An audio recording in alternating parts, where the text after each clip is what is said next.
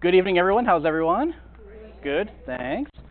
So I'm Lance with Janice Baker and Associates. I am their video production manager, and I take care of all their video needs, whether it's me shooting the video or other video coming in that has to be processed out, usually for litigation.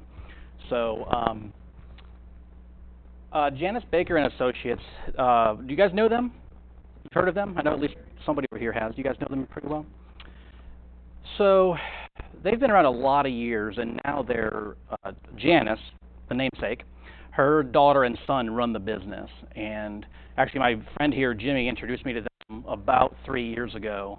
And that is about 4 years after I got certified. I got certified in '09, and back then it was pretty wide open around here for legal video. There weren't a lot of videographers, and there wasn't a lot of demand for it either. I had a buddy in California who told me about legal video. And out in California in '09, it was already pretty much everywhere, just like, California's curve, right? So at any rate, I went and got certified in '09 with the AGCV, which is the American Guild of Court Videographers. And they're a nationwide company, similar to the NCRA. You guys know that organization? The NCRA competitors, I suppose, but they do accept each other's continuing education credits. So that's kind of neat. But they're the only two companies that do the certification on a big scale, even though certification is not even required yet. Hopefully one day it will be. But at any rate, I came back to Georgia about 3 years ago, and again, Jimmy told me about JBA, and I got recertified and jumped back in, and been their main videographer ever since. And to date, I've done somewhere in the ballpark of 150 video depositions, which is not that many. I know some guys have done.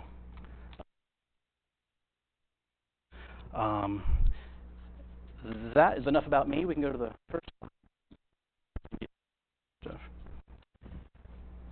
So why video depositions?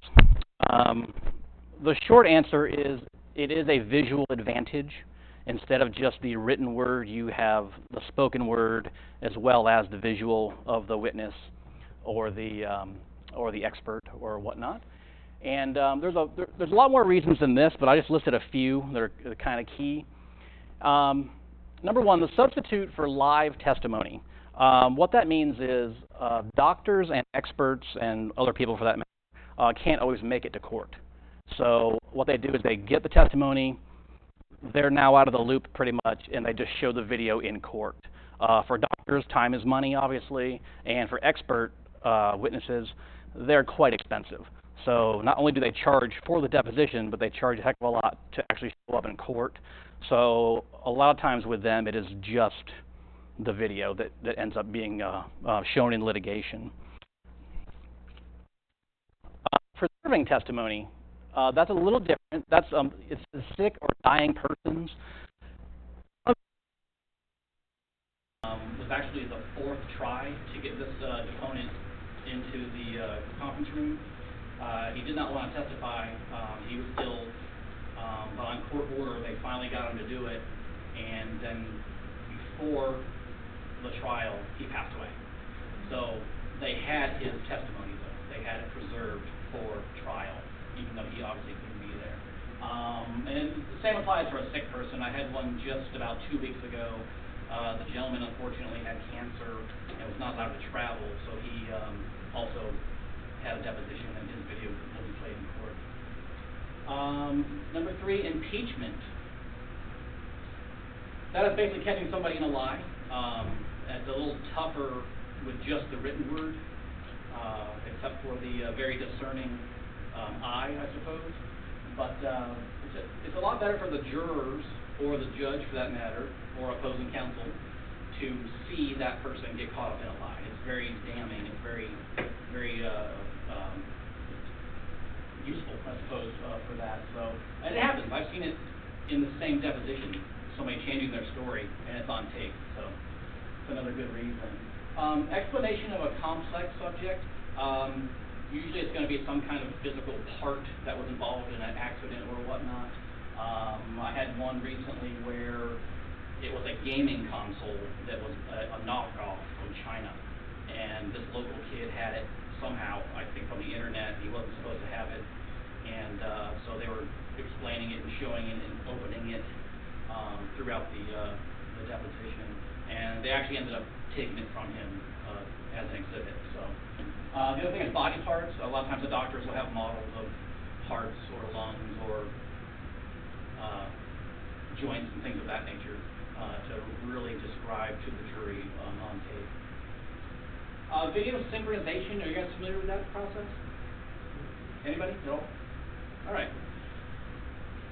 I'm going to come back to it in a second, but basically, because it's a big topic, basically it is where the video plays alongside the text, or the text is under it like subtitles in a movie in court, so the jurors can read along as the person is speaking, okay?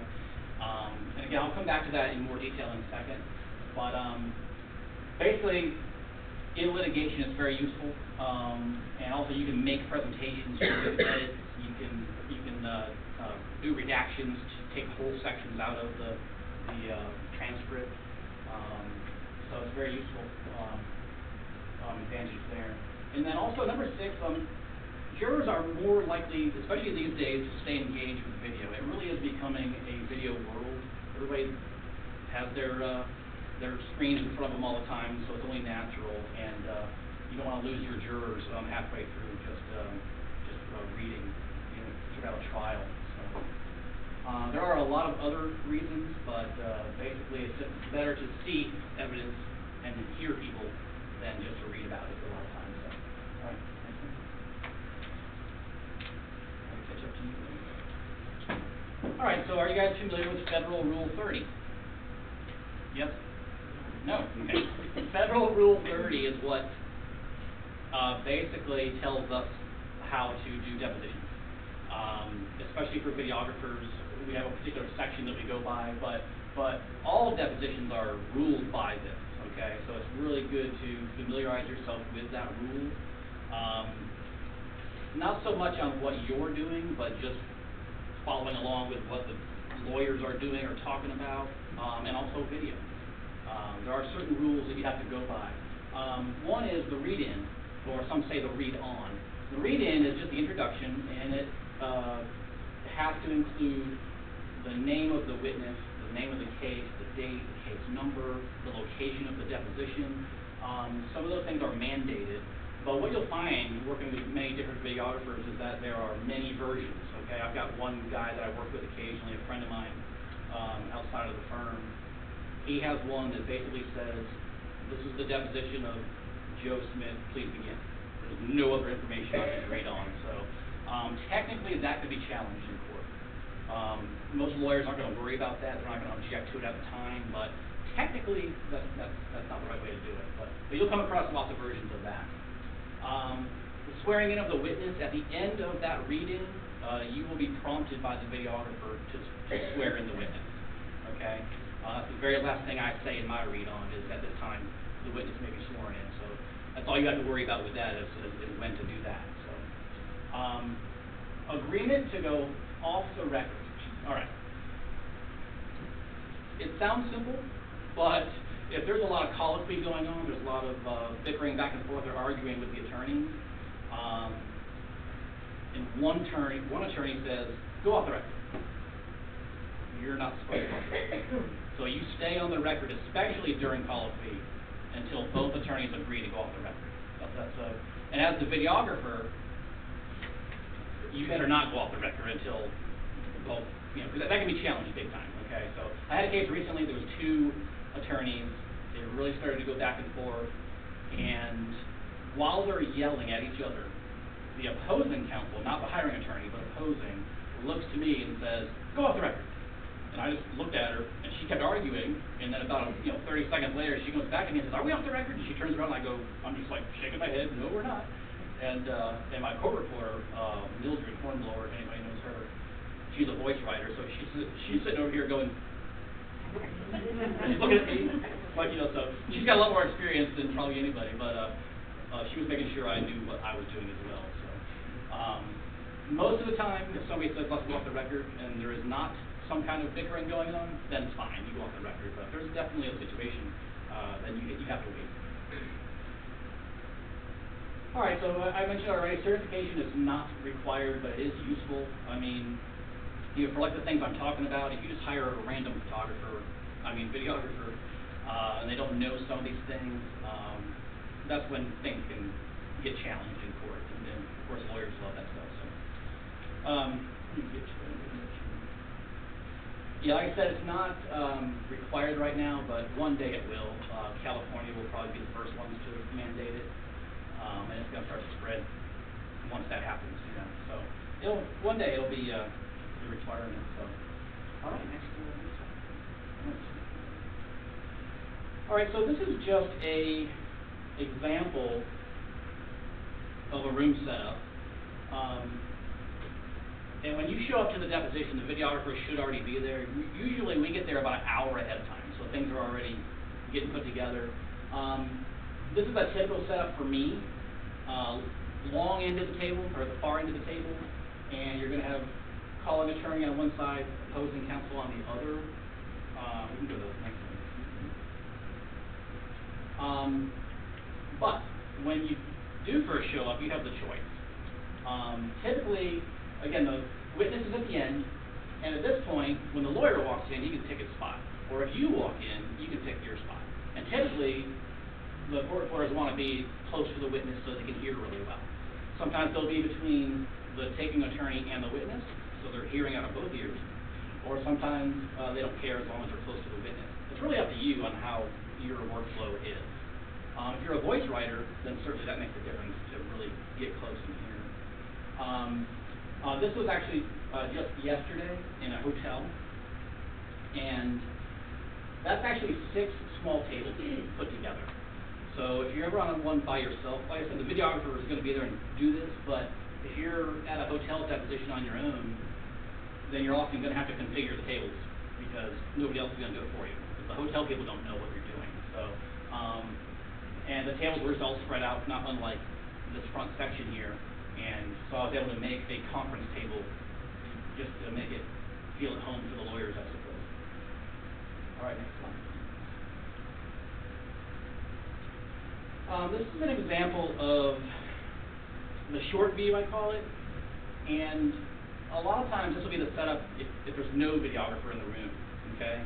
Where at the head of the table, typically the court reporter would sit, and then the taking attorney will sit across from the witness, and then the opposing counsel may be next to the witness or wherever they want to be. But in a video scenario, some people like it. I don't prefer this one. And again, you guys aren't setting this up, so it doesn't matter all that much. I just wanted to point it out that when you come into a short-sighted setup like this, you're probably going to want to choose one of the ends. That way you're kind of in between the taking attorney and the witness. All right, next slide. Another example, and in this case, the taking attorney is next to the court reporter. And that is his choice. He can sit pretty much wherever he wants. But the main point here is there's a lot of stuff on that table. And in today's world, we go widescreen on the video camera, okay? Most of the time. Not everybody does that, and some lawyers like it each way. But in my case, I'm definitely doing the widescreen view. So all of the court reporters' things at that end of the table are pretty much going to be in the shot, okay? Which is not a deal breaker. It just doesn't look that good. Because we also have the timestamp on the video. You guys know what that is? Where it's just the running time at the bottom of the image. That's going to be there, so you've got all these things there kind of obstructing that possibly. So to help us out, she could just slide down table even 2 feet will make a big difference for the view of what the camera is seeing, okay?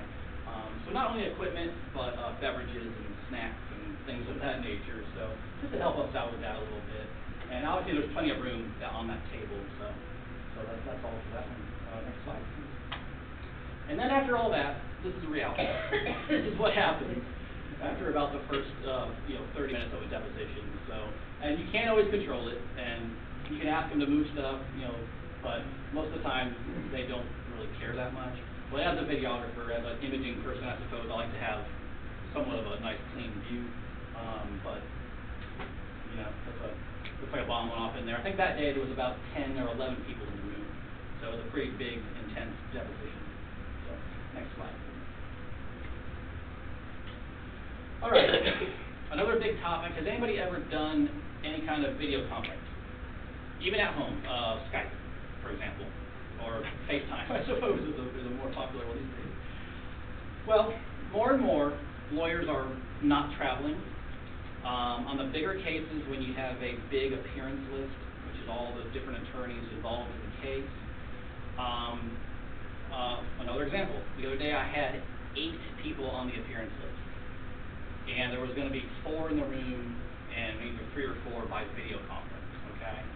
So, if I'm there, and I'm tasked with doing the video conference, hosting it, then you're all set. You don't have to really worry about anything. But more and more, even the non-video depositions have at least one participant via video or at least phone, okay? So, a few questions. Who is conducting the video conference? That'll be on your notice. You're going to know if it's your task or if it's the videographer's task, okay? So that's easy. Now, are you hosting it or are you joining it? And what that means is you are the host and everybody's reading across the country, viewing from your source, okay? Or did the court reporting firm or the law firm actually set up the video conference on their end, and you're literally just joining it from your conference room, okay?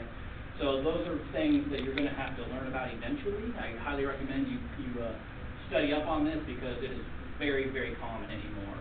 And the more prepared you are, the better. So another one is having an extra laptop, because if you're using the laptop for part of your system, then that's tied up obviously. So you're going to need another one for the video conference. Okay, I've seen it done with tablets and cell phones. It's just not that great of an experience.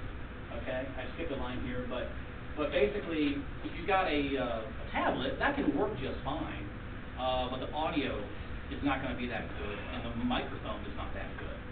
So you can actually add a speaker, a little $20, $25 speakerphone, like a little portable speaker for picnics or whatever. You can get one of those and plug it in, and now you've got basically a speakerphone running into your either cell phone or iPad or tablet. Really handy things to have just to make that experience a lot better for everybody. Big one there, good internet. Sometimes not. You know, you don't know it's secret there most of the time. And you need to have a backup plan. Do you have an Ethernet cable? Is the modem the modem even available that you can plug directly into so you're not wired? Or maybe it's just faster to do it that way, okay? Like I said, this is a big topic. It's probably a topic that can take up the whole night, so I'll try to keep it brief. But I do highly recommend that you learn how to do video conferences. Let's see, some of the programs you would use, Zoom, GoToMeeting, or Skype. People are getting away from Skype because frankly it's not a very good platform. The most popular one these days is probably Zoom. It's also got a couple of other names that it goes by. I think they're just sub-companies. But Zoom is extremely easy, very user-friendly. Everybody can get on the other end very easily, which is nice, so you don't have the lawyers barking at you. And a lot of times you'll be asked to test that a day in advance, which is nice to do, but you're probably going to get home, the internet's going to be different.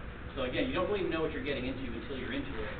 So be prepared with different options. Another option is a Wi-Fi card, I guess they call it, or a Wi-Fi stick you can put into your laptop, so you get your own 4G signal.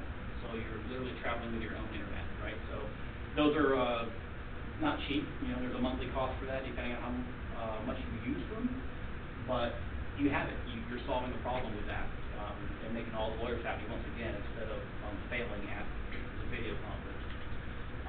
So just to reiterate, fully test and understand all your technologies, your laptop, your audio equipment, your video conference programs, and your mobile equipment. All of that stuff really matters. And what it does is it makes it better for you, makes it better for them, and it ultimately will create a better day and a better transcript, in my opinion, if you're just prepared with all that stuff. And if we're there, ask us. We love that stuff. We're techno geeks, so don't be afraid to ask for help. I had a lady the other day, she's been in the business 30-something years, not very tech savvy. She was tasked with running the video conference. I was not, and she didn't know how to do it. So I ended up doing it anyway, but I had to use her equipment. I didn't have my video conference stuff with me because I was not tasked with that day. It worked out just fine, but had a videographer not been there, she may not have succeeded at that. So it's just more tools for you guys, actually. All right, next slide. So I mentioned audio equipment, and I'm sure you already know that you're going to carry a recorder with you to depositions, right? Yes. Yep. I would have two, at least. Use them both, because stuff happens. You're going to have failures. One's going to be too far away from somebody. You're not going to hear some words. When you're at home transcribing, you want the clearest you can get out of the audio, right? But also know how to use it. On our equipment here tonight, we've got little color meters on the device that shows how loud the voices are, okay? So test that. Test the heck out of it so you know exactly where those meters are in a good, happy range, so you can hear it well later, okay? All right, so, and don't be afraid to ask the witnesses or counsel to speak up. I can turn up my volume like crazy on my mixer, and I can hear them just fine because they're mic'd. But you don't have a mic, and you're trying so hard to hear them. I mean, literally, like really quiet talkers, you know, and it matters.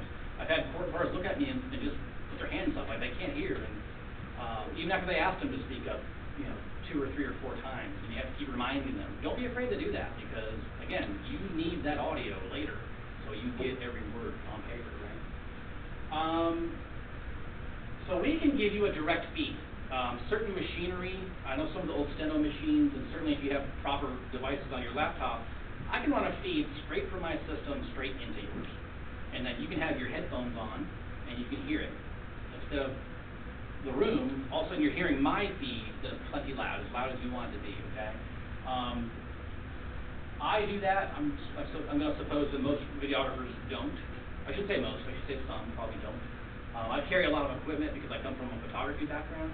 I know a lot of guys that just try to carry as little as possible, but obviously you can tell by now that I like stuff. So I have spare headphones if you don't have them.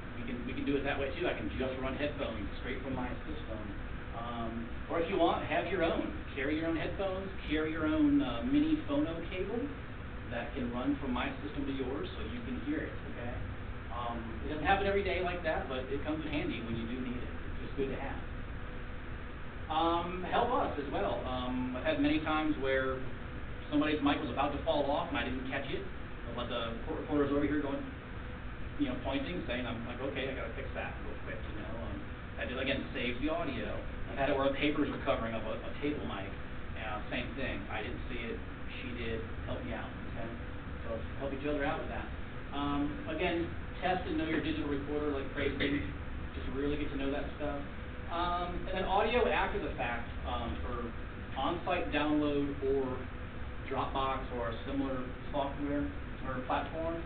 I tend to give most of the recorders the audio right away. As soon as we're done, go off the record, get the orders, here's my audio, and then we're done. Or if they don't like it that way or they don't have a laptop, I'll just upload it to them that night or the next day or something like that so they have it. Okay? So in that case, my audio is going to be pretty good because I have everybody mic'd. I pretty much mic everybody in the room, so it's going to be nice and clear and crisp and precise. So, and that's not to say this stuff doesn't happen also with, you know, scratchy microphones or people talking over each other, things like that. So still always use yours. You can't have too many copies in case something is not sounding just right, okay? But always happy to give you the audio. And just great audio equals better transcription. That's all there is to it. And with us, with video, when we're trained in this, they tell us it's much more important to get the audio than it is the video. So I can have a total out-of-focus picture, but as long as my audio sounds good, everybody's happy because everybody wants that audio, okay? All right, next slide. All right, ordering at the end of the day. The attorneys sometimes know what they want, sometimes they don't. But one thing at the end is on the record orders, okay? What happens is sometimes lawyers place an order and then a week later they're back and say a case settled or something like that, and they're like, wait a minute, I don't need that copy anymore, I don't need that video anymore. Well, that's not proper. So, and then they say, well, I didn't order that, or something like that, and they go back on their word, which happens, unfortunately. But if we have it on the record, we have it on the record, and we can still charge them for that order, no matter what it is. And some firms actually require it. I've got one I work for out of Florida occasionally, and right on their paperwork it says, in order to get paid, you must get all orders on the record. So, that being said, at the end of the deposition, everybody's ready to bolt out of there, especially if they have to catch flights and whatnot. So it gets a little crazy trying to finish the deposition and then take down all the orders and make it accurate, right? So a lot of times it just falls apart anyway, but you've made the effort, and that's on the record, okay? So even if you don't get it like they think you should get it, at least you made the effort. But once the record is closed, then you just have to go around and get the orders. Another thing about that is when somebody's on the video, on the other end, video conference or teleconference, they phoned in, you got to make sure not to lose them before you get the order. Take charge, jump right in there, shush everybody up, and make sure you get those orders. It just saves you a lot of work on the back end, having to track down emails or phone numbers or whatnot to, or just the time to go do that. So don't be shy about getting that stuff really quickly at the end of the deposition. All right. I mentioned synchronization earlier, which again is the picture running alongside the text.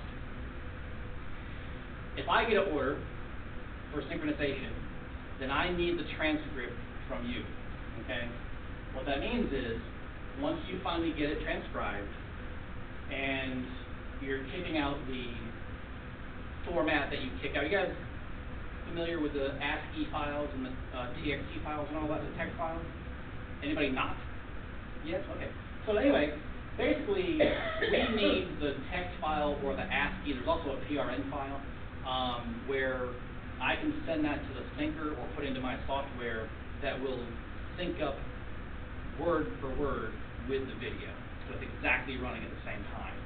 So we will need to exchange information on that, right? So the text file and the ASCII are produced from your Eclipse or your Case Catalyst. You guys use those, right? Those are the ones you use here? Yeah. Or other CAT programs. The file I'm talking about is generated from that, so I just need a copy of that before you send it, or while you send it to the court reporting firm. Okay. So that's one of the big things is getting that file to the videographer or to the court reporting firm that hired you, so we can complete our orders. Okay. Just something to be aware of. Yeah. Next slide, please. All right. Oh, so this is an example of the synchronization software. This happens to be a free one from a company called Synchron, and I use it both on PC and Mac. And I send it to them, and they sync it, and it's perfect every time. And this is the software where you see the yellow. I can take that yellow and just make it a clip. I can highlight it and make it a clip. I can do that 100 times, whatever, and go into a list over here. And then I can make one presentation from all the clips that I put in there, okay? And that is going to be on the attorney's orders, because technically I can't edit a video until the judge has seen it, essentially. So you can create redactions, and you would do that because the judge has sustained objections during the deposition. So they take out some of them and leave some in. So the lawyer would come back to me and say, hey, I have a list of objections that need to be taken out. And we would go by the page numbers there. Or sometimes we can sync up our clocks from the video to your computer or to your other machine and get the times exact, so we make sure when we're searching and making these presentations that we can be really exact on what we're looking for. Makes things easier to find.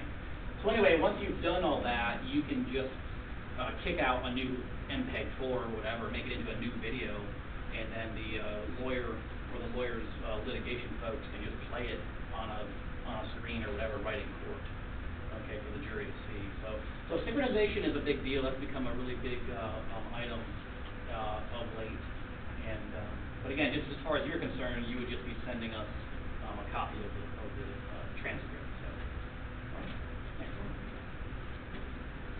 All right. So going off the record is just real simple, but I have a closeout reading. It's I guess it's called a read out. And this is a quick, brief conclusion. Say, this concludes the deposition of Bob Smith. The time is 10:35. We're off the record. And then that's when we would ask for orders around the room and all that. And then you would get the audio files from me. We would exchange email addresses if we need to, and then pack up and go home. That simple. Or go to another job possibly. Next slide. All right, so just in summary, and that was kind of fast, but again, there's a couple of topics in there that can be standalone topics, and maybe we'll do that one day. I don't know, leave them. But you definitely want to get familiar with Rule 30. They update it every year, so there's often changes, not always ones that we need to worry about, but they just updated it in December, actually. Understand the various room setups. If you're working with a videographer, again, that might be determined when you get in there, but don't be afraid to pick your spot. We're flexible, hopefully, and usually you can sit where you want to get the best view and also the best hearing spot for you. Again, can't say it enough, know your equipment inside and out, have backups. It pays off to do the homework and know what you're capable of with your gear. And then work with your videographer, and we'll work with you. We're definitely a team. Yeah, so I have a saying. I learned it from scuba diving and from sailing. Everything is all right until it isn't. And when it isn't, that's not fun. In either of those two sports, but certainly in a deposition, it's almost worse, I think. So you don't want unhappy lawyers. But thanks so much, guys. Congrats on your career, and one day, hopefully, we'll work together. Who knows? Good luck to you. Any questions at all from you guys about any of the topics? Not at all? Some of you have my card, and seriously, if you guys ever have any questions or run into things technically speaking about video or even your own technology, feel free to reach out. Thanks so much for your time. Thank you. Thanks,